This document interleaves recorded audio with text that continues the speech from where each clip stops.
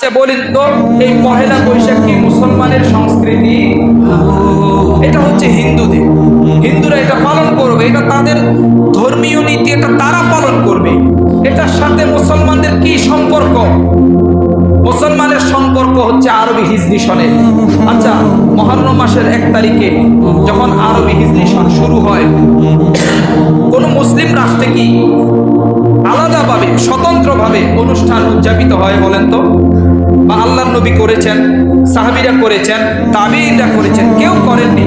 তাহলে যেখানে মুসলমানদের হিজরি সন নববর্ষ উদযাপন করার বিধান কোরআনেও নেই, হাদিসেও নেই, কোনো ফিকহের কিতাবেও নেই, তাহলে সেখানে অন্য ধর্মের নববর্ষ উদযাপন কোন সাহসে, কোন হিম্মতে মুসলমান করে থাকে?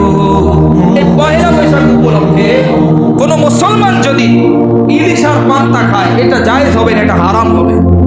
আপনি এমনি অন্য সময় খান, কোনো অসুবিধা নেই, কিন্তু এই দিনকে কেন্দ্র করে খাওয়া এটা ইসলামে জায়েজ নেই, এটা হারাম, এটা হারাম, এটা বিলকুল জায়েজ নেই। আর সেখানে কি করা হয়? সেখানে শিরকি কার্যকলাপ করা হয়, মূর্তি বানানো হয়। যে নবী মূর্তির বিরুদ্ধে লড়াই করেছেন, সেই নবীর উম্মত আজকে মূর্তি বানিয়ে পহেলা বৈশাখ উদযাপন করে। ঠিক কিনা? আওয়াজ দিয়ে বলেন। এটা হারাম, বিলকুল হারাম। আবার কেউ কেউ পহেলা বৈশাখকে ইসলামিক পহেলা বৈশাখ বানাতে চায়। ইসলামিক পহেলা বৈশাখ, আরে কি আশ্চর্য! আর মদ কি ইসলামিক হয় নাকি বলেন তো? জুয়া কি ইসলামিক হয় নাকি? জিনা কি ইসলামিক হয় নাকি? সুদ কি ইসলামিক হয় নাকি? ঘুষ কি ইসলামিক হয় নাকি? পহেলা বৈশাখ ইসলামিক হতে পারে না, পারে না, পারে না। আশ্চর্য! এরা আবার হুজুর, এরা আবার হুজুর, কিছু সঙ্গীত শিল্পী, এই টাইপের কিছু। আরে ভাই, আপনি সংস্কৃতির বিরুদ্ধে লড়াই করবেন ইসলামিক সংস্কৃতি দিয়ে, তাদের থেকে ধার করে এটাকে ইসলামিক বানানোর চেষ্টা করবেন না, এটা জায়েজ নাই। আপনি তাদের বিরুদ্ধে সাংস্কৃতিক লড়াই করবেন ইসলামিক পদ্ধতিতে, ইসলামিক পদ্ধতি ব্যবহার করে। তারা যদি গানের কনসার্ট করে, আপনি ইসলামী সঙ্গীতের কনসার্ট করুন, এইভাবে করতে হবে। কিন্তু আপনি তাদেরটাকে মডিফাই করে ইসলামিক বানানোর জন্য চেষ্টা করবেন। আরে ভাই, আপনি মদকে যতই পরিশুদ্ধ করে ইসলামিক মদ বানানোর চেষ্টা করবেন, মদ তো মদেই থাকবে, ঠিক কিনা? এজন্য ভাই, মুসলমানদের মগজ এখন পচন ধরেছে। মুসলমান নিজের সংস্কৃতি এখন আর ভালো লাগে না, অন্যদের সংস্কৃতি তার ভালো লাগে। আল্লাহ তাআলা হেফাজত করেন, আমিন। তাহলে যারা এই পহেলা বৈশাখে, হোলি উৎসবে বা বড়দিনে সাজুগুজু করে মুসলমান মেয়ে, মুসলমান ছেলে তাদের এসব অনুষ্ঠানে পার্টিসিপেট করে, যোগদান করে, এগুলো বিলকুল হারাম, না জায়েজ। হোক সে আপনার একেবারে অন্তরঙ্গ বন্ধু, বলবেন বন্ধু তোমার সাথে আমার ব্যবসায়িক পার্টনার, বা আমি তোমার সাথে একসাথে থাকি, চলাফেরা করি, কিন্তু তোমার অনুষ্ঠান তোমার কাছে, আমার অনুষ্ঠান আমার কাছে। আমার কাছে ঈদের দিন, তোমার কাছে পূজা, বড়দিন, তোমাদের কাছে পহেলা বৈশাখ, তোমাদেরটা আলাদা, আমাদেরটা আলাদা। এইভাবে স্পষ্ট বার্তা দিতে হবে বন্ধুকে। কখনোই তাদের ধর্মীয় অনুষ্ঠানে নিজেকে জড়াবেন না। আপনি তো কি উদার মুসলমান, আপনি তো কি উদার মুসলমান, আর ওরা এত উদার না। তারা তাদের ধর্মের ক্ষেত্রে 100% ঠিক থাকে। আপনি ঠিকই তাদের পূজা অনুষ্ঠানে গিয়ে আপনি তাদের দেওয়া বাতাসা, কি বলে, সন্দেশ, মিষ্টি, এগুলো খান, কিন্তু ঈদ উপলক্ষে যদি বলেন আজকে একটু ঈদের নামাজটা আমার সাথে পড়ো, আমি আর তুমি একই যায় নামাজে ঈদের নামাজ পড়বো, বলেন তো কেউ আসবে? আরে যারা জলকে পানি বলতে রাজি না, তারা আবার ঈদের নামাজ পড়ার জন্য আপনার ঈদগাহে আসবে? কোশ্চিনকালেও সম্ভব না, কোশ্চিনকালেও সম্ভব না। যারা জলকে পানি বলতে রাজি না, আপনার চেয়ে তারা ধর্মের ক্ষেত্রে বেশি কঠোর, আর আপনি মুসলমান হয়ে এত উদারতা দেখাচ্ছেন। ইসলামে উদারতা নাই, ইসলামে উদারতা নাই। ইসলামে আছে ন্যায্যতা, ইসলামে আছে ইনসাফ, ইসলামে আছে ন্যায় নীতি। ইসলামে কোনো ধরনের উদারতা নাই যে উদারতার মাধ্যমে একজন মুসলমানের ঈমান নষ্ট হয়ে যায়, এমন উদারতা ইসলামে নাই। মুসলমান ভাইয়ের আমার, তাহলে যেই কথাটা বলছিলাম, এই যে এইসব উৎসবে আমাদের মা বোনেরা গিয়ে তারা ঈমান হারা হচ্ছে, আর এমন এমন পোশাক পরিধান করে যাচ্ছে যে পোশাক পরিধান করলে নির্ঘাত জাহান্নামী, শুধু জাহান্নামী না, জাহান্নামের ঘ্রাণ তাদের নাকে আসবে।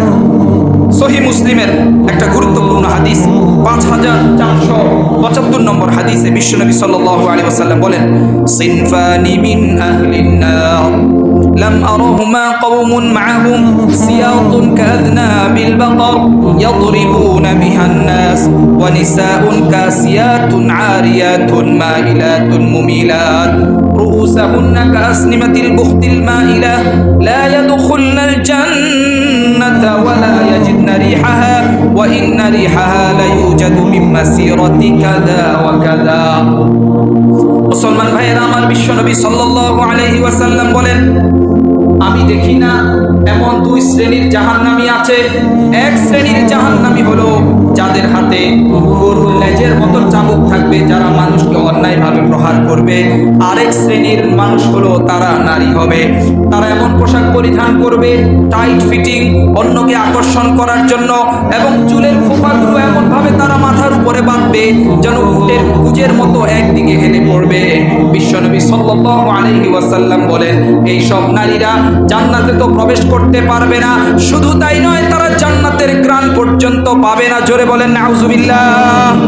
মুসলমান ভাইরা আমার, আজকের এই বাস্তবতা বিশ্বনবী আজ থেকে 1450 বছর আগে পৌঁছে দিয়েছেন এই বাণীটা। মুসলমান ভাইরা আমার, আজকে এই আধুনিকতার নামে আমাদের মা বোনেরা নিজেদের মান, নিজেদের সম্মান, ইজ্জত সব কিছু নষ্ট করে দিয়েছে। এর পিছনে কারণ হলো আজকে মুসলিম সমাজের ভিতর থেকে লজ্জা উঠে গিয়েছে।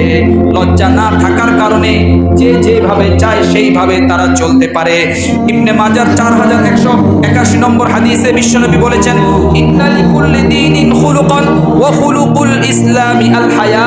প্রত্যেকটা ধর্মের একটা চরিত্র আছে, আর ইসলাম ধর্মের চরিত্র হলো লজ্জা। লজ্জা আজকে নেই, এই জন্য আজকে মেয়ে বাবার সামনে বেপরদা হয়ে ঘুরছে,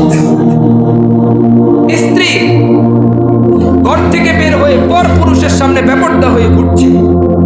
শুধু তাই নয়, মা এখন নিজ বালিক সন্তানের সামনে বেপরদা হয়ে ঘুরছে। ইসলাম তো আপনাকে বলেছে যে চেহারাটা ঘরে খোলা রাখার জন্য, কিন্তু আজকে আমাদের মা বোনেরা নিজের বুঝমান, যে সন্তান সবকিছু বুঝে, তার সামনে বেপরদা হচ্ছে। এটা ইসলামে জায়েজ নেই। শুধু তাই নয়, ইসলাম বলেছে দুই ভাই একত্রিত ঘুমাতে পারবে না, দুই ভাই একত্রিত হয়ে ঘুমাতে পারবে না, ভাই এবং বোন একত্রিত হয়ে ঘুমাতে পারবে না, একই বিছানা একই খাতার নিচে ঘুমাতে পারবে না। ইসলাম কঠোরভাবে নিষেধ করেছে, কারণ ইসলাম এটা বুঝে যে মানুষের এই মন শয়তান নিয়ন্ত্রণ করে, শয়তান মানুষের মনের ভিতরে কুমন্ত্রণা দিতে পারে, যার কারণে বহু ভাই এবং বোনের ভিতরে জিনা সংগঠিত হচ্ছে। হয় কি হয় না? শুধু তাই নয়, এখন নতুন আরেক ফিতনা, নারী এবং নারী বিবাহ করে, পুরুষ এবং পুরুষ বিবাহ করে। তাহলে এই যে ইসলাম আজ থেকে সেই 1500 বছর আগে এগুলো বলে দিয়ে গিয়েছে, ইসলাম কি জেনে শুনে বলেছে না না জেনে বলেছে? জেনে শুনে বলেছে। এই জন্য যে সকল মা বোনেরা আলোচনা শুনছেন, ঘরে বুঝমান বালেক সন্তানের সামনে পর্দা করতে হবে, কন্যা বাবার সামনে পর্দা করতে হবে। যে কন্যা বালেগা হয়ে গিয়েছে, ওই কন্যা বাবার সামনে পর্দা করতে হবে। চেহারা খোলা রাখবে, কিন্তু অন্যান্য অঙ্গ প্রত্যঙ্গ ঢেকে রাখতে হবে। এটা ইসলামের বিধান। যদি এটা ঘরে বাস্তবায়ন করা যায়, মিনিমাম 80% ফিতনা কমে যাবে ইনশাআল্লাহ। আর বাকি 20% আল্লাহর ভয়ের মাধ্যমে ইনশাআল্লাহ কমানো সম্ভব। তাহলে আমার ভাইরা, এই কথাগুলো কেন বললাম? এই কথাগুলো বলার উদ্দেশ্য হলো, আজকে আমাদের সমাজ থেকে হায়া এবং লজ্জা উঠে গিয়েছে, যার কারণে আজকে রাস্তাঘাটে, পার্কে, বিভিন্ন হোটেলে জিনা ব্যভিচার হচ্ছে। মা বাবা নিজ সন্তানের ব্যাপারে কোনো ধরনের দায়িত্ব কর্তব্য পালন করছে না। তার কারণ হলো সেই মা বাবার ভিতরেই তো এখন আর লজ্জা শরম নেই। আল্লাহ তাআলা আমাদেরকে বুঝার তৌফিক দান করেন, আমিন। মুসলমান ভাইয়েরা আমার, ইসলাম নারীকে সম্মান দিয়েছে, মর্যাদা দিয়েছে, মর্যাদা রক্ষা করার জন্য পর্দার বিধান দিয়েছে। কিন্তু আমরা যখন এগুলোর ব্যাপারে গাফলতি শুরু করে দিয়েছি, আমাদের সমাজের ভিতরে আরেকটি ভয়ঙ্কর সমস্যা দেখা দিয়েছে, সেটা হচ্ছে যৌতুকের সমস্যা। কিসের সমস্যা? যৌতুকের সমস্যা। নারীকে ইসলাম সম্মান দিয়েছে, মর্যাদা দিয়েছে, নারীকে মহারানা দিয়ে, সম্মান দিয়ে তুমি বিবাহ করে নিয়ে আসো। এখন উল্টো নারী পুরুষকে অর্থ দিয়ে, গাড়ি দিয়ে, বাড়ি দিয়ে, টাকা দিয়ে পুরুষকে বিবাহ করছে। উল্টো হয়ে গেল। ইসলাম বলেছে একটা, আমরা করি আরেকটা। কোরআনুল কারীমের সূরা নিসার 4 নম্বর আয়াতের মধ্যে আল্লাহ তাআলা বলেন, ওয়াতুন নিসাআ সাদকাতিহিন্না নিহলা, নারীদের তাদের মোহর আনন্দের সাথে দিয়ে দাও। আমাদেরকে বলেছে, যত পুরুষ আছে সবাইকে বলেছে, নারীদের মোহর তোমরা আনন্দের সাথে দিয়ে দাও, এটা তার হক।